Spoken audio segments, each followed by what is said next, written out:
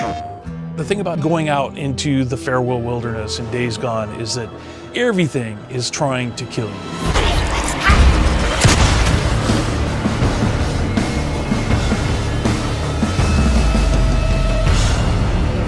Days Gone is a world that comes for you.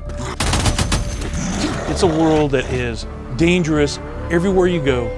We set Days Gone in that world because we hadn't seen it a lot in video games, and it brought something to the experience that we really, really needed. The danger comes from not just the freakers, but it comes from marauders who want to snipe you off your bike. It comes from the weather that will make it impossible for you to stay on a muddy trail. The world changes after dark. More freakers come out. It's brutal and it's harsh. It can be rough sometimes. Freakers are human beings who were infected by a virus that killed the world. Freakers are alive and they are mutated. And one of the key storylines in Days Gone is they are continuing to mutate. They are changing even as you play the game. We have several types of freakers in the game. Each one of them has their own challenges. Swarmers, for example, are adult males and females, and they tend to roam in groups. They are very, very strong and very hard to kill. You know, and the Screamer, what she has is a sort of verbal attack. She will bring in swarms, and when you hear this scream that it makes, basically puts an effect on the world and makes it awfully hard to escape. We have the Breaker, which is like a big brute.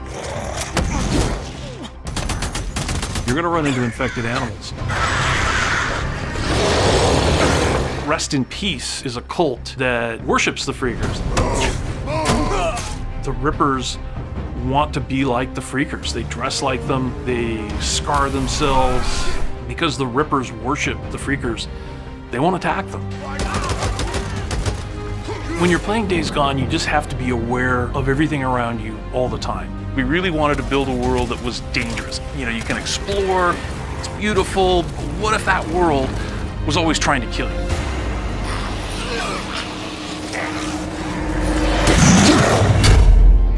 The thing about a game like Days Gone is it's the sum of its parts, so that you have, you know, the open world, and you have a bike, and you have enemies, you have humans and freakers, and animals, and you have lots of tools to deal with them.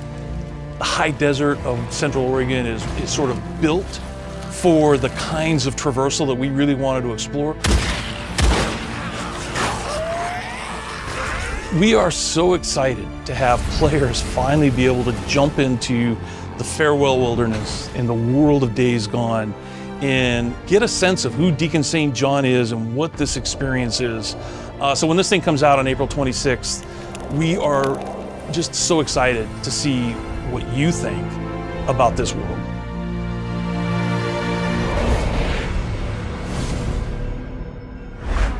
PlayStation